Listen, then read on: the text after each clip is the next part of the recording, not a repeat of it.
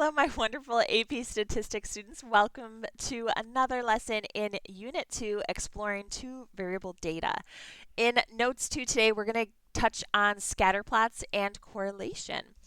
So whether you're coming from our Vitruvian Man activity, which kind of introduced these concepts, or if you are brand new to these concepts and you haven't seen these words before, I'm going to take you through and talk about how we begin to represent the relationship between two quantitative variables. Okay? If you're new here, I'm Goldie, and I'm here to make AP Statistics easy. Grab your notes, let's get settled in and start to go over this content together. Okay. So first, let's talk about univariate versus bivariate data. So we've come from a place where we can talk about univariate data with one variable. So these are going to be the graphs we use to represent like bar graphs, box plots, dot plots, histograms, all of that good stuff that we have learned about before. That was all dealing with one variable.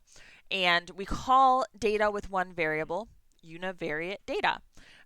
Data with two variables is called bivariate data. So think unicycle versus bicycle, right? Bicycle has two wheels, unicycle has one wheel. Same thing with data. Bivariate data has two variables. And we come from Notes 1, we looked at two variables where both variables were categorical. Now we're going to look at two variables, but now both variables are going to be quantitative. And quantitative meaning we measure them in some way, shape, or form. And we're going to look at how we display them, how we describe them, both just visually how we describe them and mathematically how we describe the relationship between them. Okay.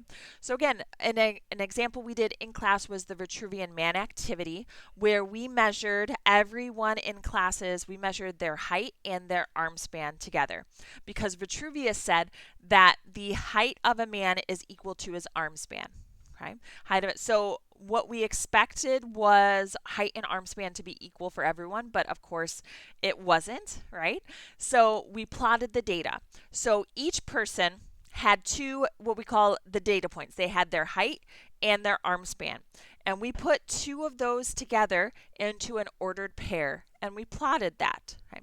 So that's what you're looking at off to the right here on the screen is a graph of the class's data, where the height and the arm span together in an ordered pair represented one person. Okay. Now, when we graph all of those points and we plot all of those points, we create a scatter plot. And a scatter plot is going to be what shows the relationship between those two quantitative variables. Again, where each point represents the same individual. Okay. Now, the x-axis is going to hold the explanatory variable. With two variable data in categories, I said it didn't matter really what went on the y or x-axis. For quantitative variables, though, it definitely does. On the x-axis, we're going to have the explanatory variable, and that's going to be the variable we anticipate is going to influence the response. Okay, what's the response? Well, the y-axis, the response variable, and the response variable measures the outcome. Now, in our Vitruvian Man activity, in this example, I have height versus arm span. You could make a case. You could say, okay, Goldie, does height influence your arm span, or does arm span influence your height? Okay, which is which? Well, you're actually going to run into those situations where it's not clear which one should be the x and which one should be the y. And in fact, it's not clear. You could use either, right? Arm span could have easily gone on the x-axis and height could go on the y. So there's going to be some relationships like this where you could do either. Okay, but there's going to be other relationships we're going to see where it's very clear that the x-axis or the variable on the x could potentially influence the y variable. Okay, and when there's a clear relationship that you are trying to show or describe in that manner, you want to be very specific about what variable you put on the x-axis. Okay, so remember, each point represents one individual's data. Okay, whatever individual that is. Okay. Now, when we look at a scatter plot, like we see here, so you see that line, okay? That line is called the least squares regression line, and we're going to talk about that line in the next set of notes. But right now, we're going to focus on those data points, okay? And what those data points look like. Because when we make a scatter plot, after we make any graph, we want to describe it because describing the graph helps us describe the relationship the graph is showing. So when we're interpreting a scatter plot, there's going to be 4 things we're going to look out for, okay, when we're describing a scatter plot. The first one is the form. What kind of form does it take? And when we talk about form, think back to functions you've seen in algebra. What does it look like? Does it look like a line? Does it form kind of an approximate line? Or does it look more exponential, logarithmic? Is it random, or heaven forbid quadratic, right? So what form does it take? And usually we describe that with a function. The next thing is direction. Does it go in a positive trend or a negative trend? We talk about the strength, whether it's a weak, moderate, or strong, basically how close the points fit to ideally a line, because we're going to be dealing with linear regression and we want to be dealing with lines. But you can also talk about strength as it applies to other forms as well. Specifically in this class, we're going to talk about strength as it appears on a line. Okay. And then the last thing we're going to talk about is outliers, deviations from the patterns. Of course, you could have points that are outliers, but there are also some strange things that could happen on a scatter plot that we want to draw attention to if we see it. So we'll talk about those. So what do these look like? Let's talk about form. Okay, these are probably the 3 biggest forms you'll see whenever you are looking at the relationship between an explanatory and response variable. There are, of course, other forms, other functions to be mapped, but these are the 3 big ones, right? The first one is a linear form. So you can see how those scattered points approximately form a line, right? So if you could draw, I always say you could draw, if you were to draw from left to right and try to draw a straight line without moving your pencil. I know it's kind of counterintuitive, but a line without moving your pencil, it would form a linear pattern. Versus something exponential, right? Exponential starts off slow and then gets really big. Okay, so slow to big, or big to slow would be the negative exponential, right? That would be an exponential form. Or you could always get logarithmic, right?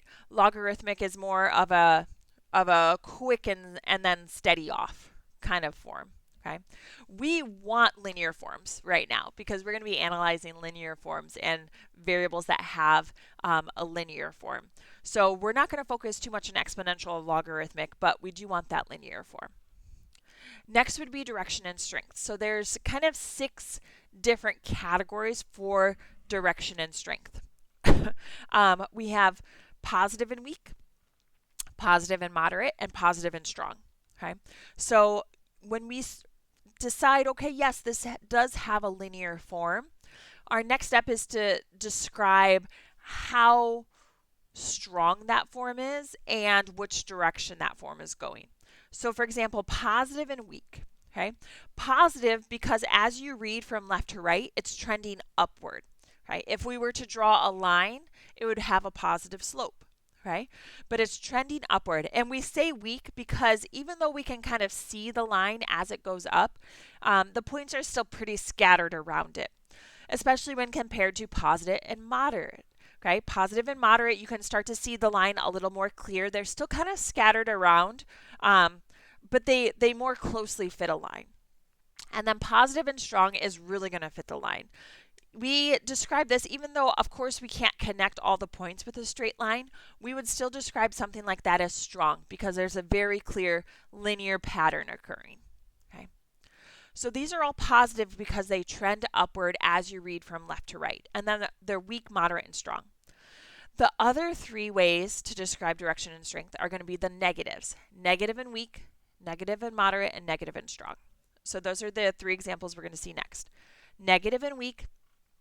Again, you kind of see it going negative from left to right. You would, if you draw a line, you would see a negative slope, and the points are still pretty scattered. As opposed to a moderate, you can see more of that negative line, even though the points are more scattered around it. And then negative and strong. Okay, negative and strong.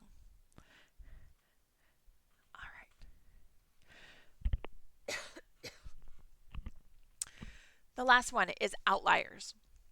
So outliers do include outlier points, but there's also what we call influential points, gaps, and clusters. Okay, so for example, here in this example, you can see that it's a strong positive except for 1 point, okay? And maybe 2 points, right? This point right here does not fit the rest of the pattern, okay? That point is what we would call an outlier because the pattern is kind of this way, okay?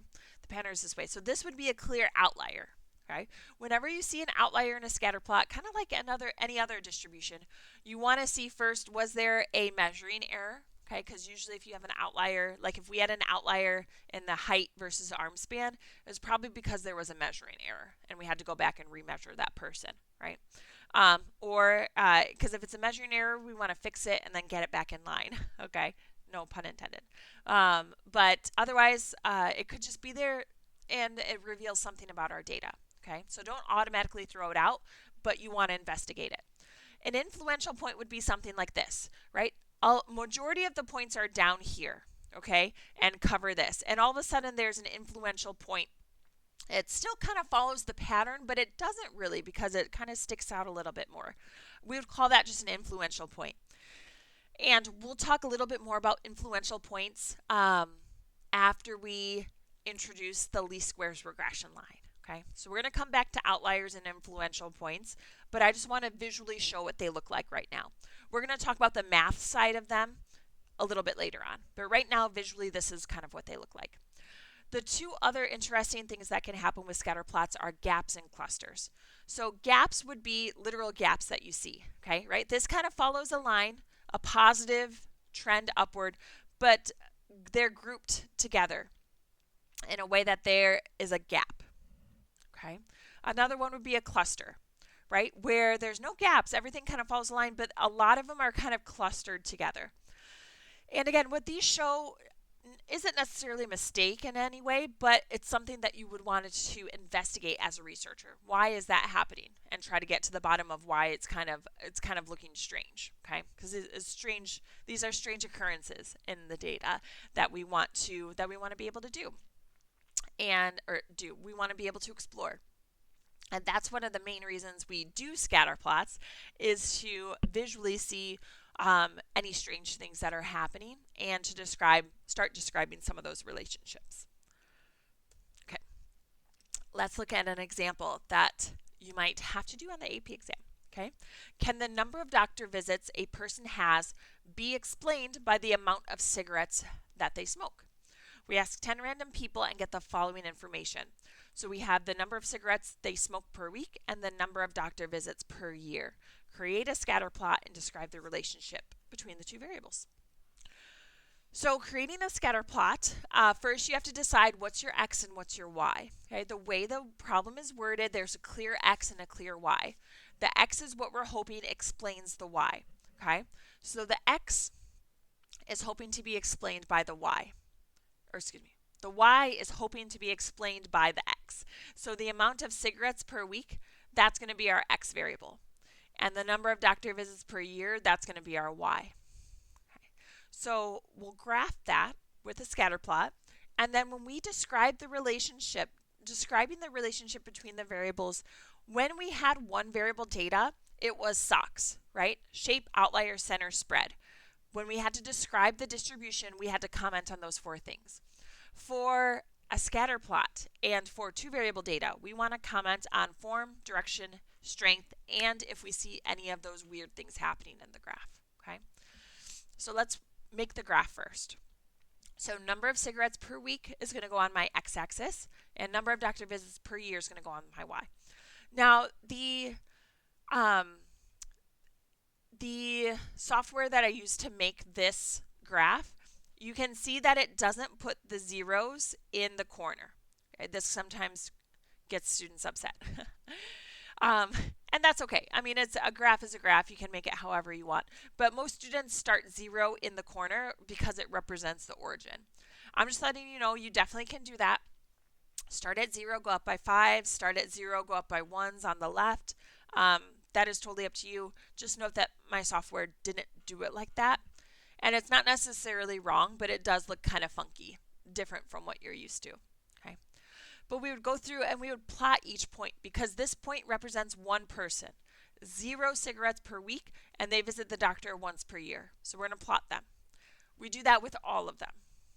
Plot them all. All right. Plot them all. Now, to describe this relationship, we would say there's a strong positive linear relationship between the number of cigarettes smoked per week and the number of doctor visits per year. Okay? And that would be a perfectly great sentence that we can use to describe this relationship. Okay? There's no outliers. There is a little bit of cluster action going on here. So if you did want to comment on the cluster, all you want to do is comment on it. When you're asked to describe relationships, you're not asked to make any interpretations of the data itself, right?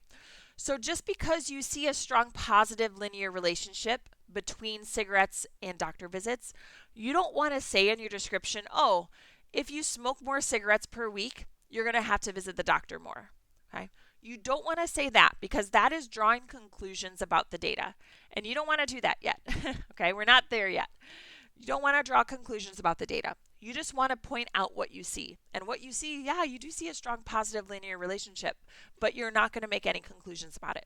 Same thing with this cluster, right? We can we can think about why there's a cluster, right? Well, because more people don't smoke cigarettes, right? And you're going to get more people making less doctor visits per year.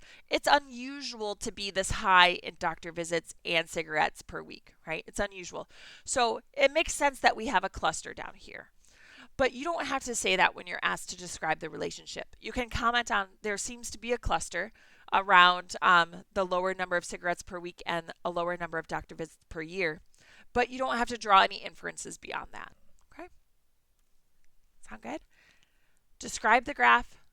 You stick to the terminology. Do not draw any conclusions beyond the data with the data. We'll do that later. We'll draw conclusions later. Okay.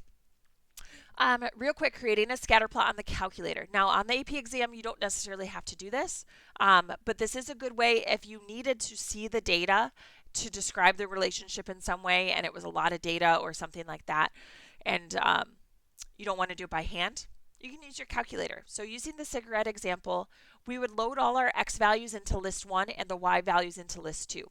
And we want to make sure that they're partnered up, right? So that was that person 0 cigarettes per week, 1 doctor visit per year. We want to make sure that they're paired up. That's very important. Very important. They're paired up. But we would load up the X and Y values. We would go to our stat plot, turn it on, highlight the highlight the scatter plot, and then your X list is L1, Y list is L2.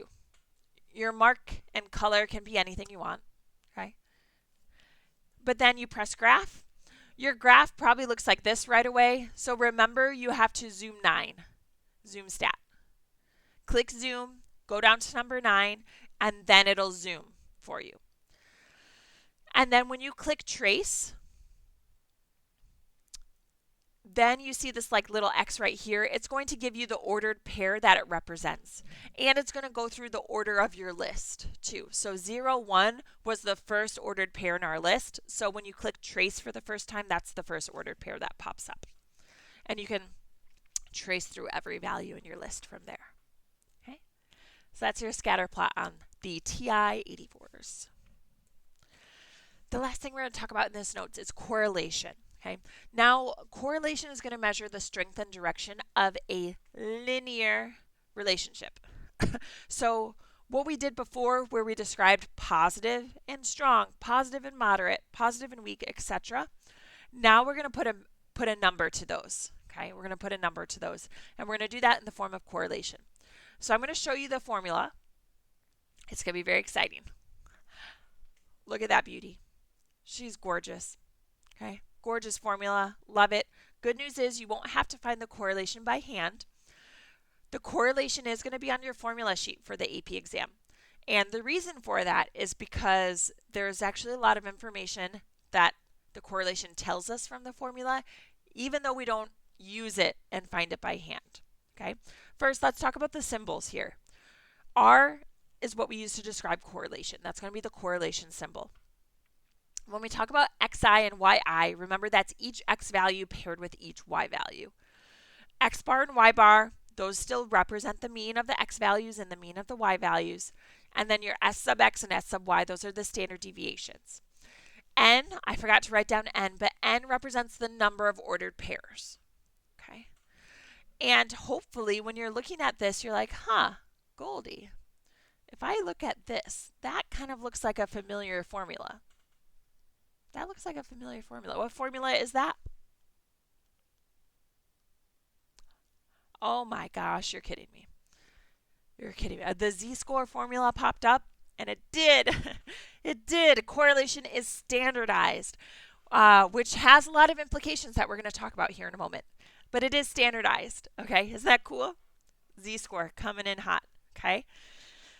So we won't have to find correlation by hand, but we do have to know how to identify the number, how to interpret it, and some facts about the correlation here, okay? So the correlation, it essentially finds the average of the product of the standardized scores, okay?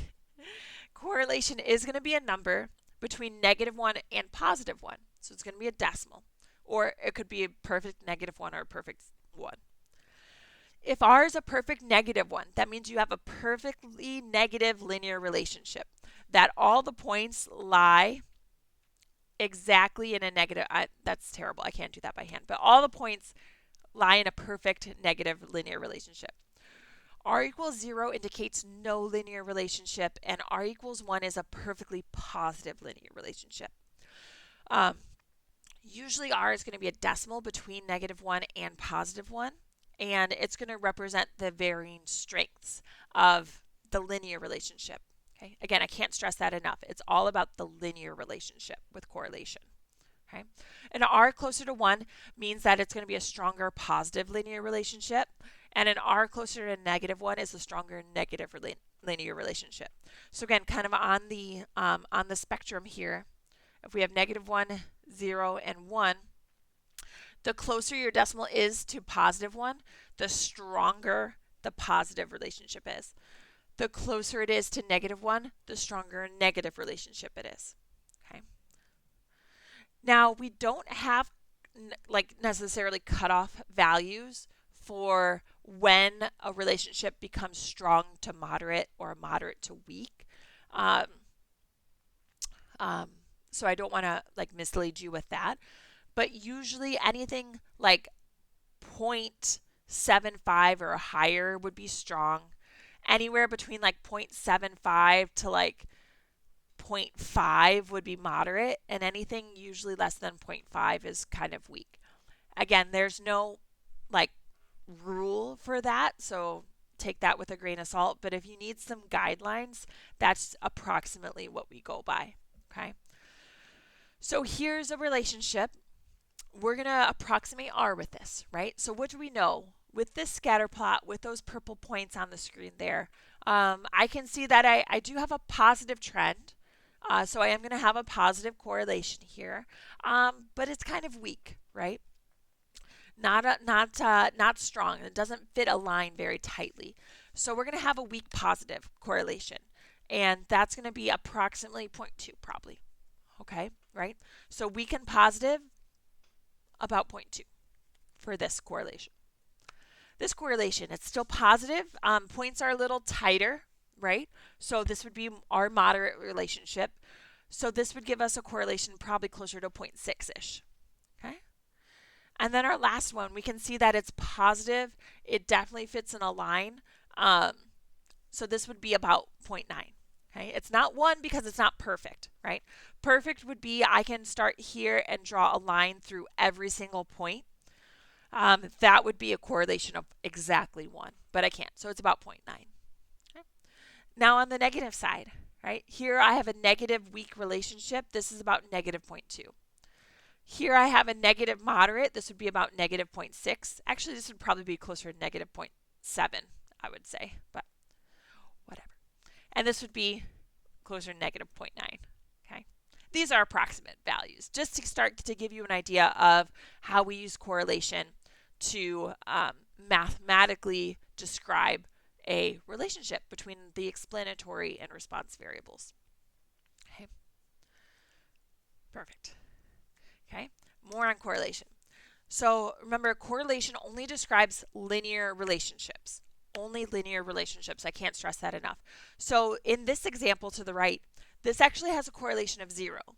Okay, you might want to say, oh, it has a -1 relationship, Goldie, because it is a negative quadratic. It is a perfect negative quadratic, so it has a correlation of -1. And I might laugh a little bit at you, right? No, I'm just kidding. I would never laugh at you guys. But it doesn't. It doesn't, because correlation is only describing linear relationships. This actually has a correlation of 0 because it's not a linear relationship at all. Okay, so don't let that trick you. Next, correlation does not have units, and changing units on either axis will not affect it. Okay, so units don't come into play here. And why is that? This is where I say the formula is helpful. It's because you're standardizing. Okay, you're making z-scores out of your x's and z-scores out of your y's. So it does not matter what the units are. Okay, and changing them does not affect it, right? If we have height and arm span, and I measured height in centimeters, arm span in centimeters, then I'm like, you know what? I really actually want it to be in meters. Let me change it to meters and meters. Doesn't matter. Does not change correlation. The correlation will be the exact same. Okay? Will be the exact same. Same thing with switching the explanatory and response. On the axes, it will not change. If I have arm span and I have, height and arm span, if I switch those, I said, you know what, let me put arm span on the x and height on the y, the correlation still would not change. And again, coming from the formula, it's because you're finding the product of these, right? So if you switch these, the order, you're still finding the product, and order doesn't matter, okay? So that's why the formula can really come in handy, is to remember those little factoids, okay? The last thing, correlation is very strongly affected by outliers, okay? Use correlation with caution when you have outliers in your scatter plot, okay? Don't rely on correlation alone to determine linear strength. Always graph a scatter plot first, okay? Correlation is only helpful when you have the scatter plot and the number, okay? If you just go off of the number, you're not getting the full picture, right? Because we can also be tricked with exponential graphs, and we're going to see examples of that a little bit later, okay? But correlation would also lie to us when it comes to exponential graphs, and potentially say, hey, there's a strong linear relationship, when really it's actually a strong exponential relationship, okay? And again, we'll see that later. But always graph first, and then you can use correlation to support your decision for the form, direction, and strength. Okay? Yeah, that brings us to the end of Notes 2 today. Thank you guys so much for following along and learning all about scatterplots and correlation. If you have liked this video, please hit the like button and subscribe to my YouTube channel for more great AP statistics content. And until then, I will see you in the next video. Thank you guys so much.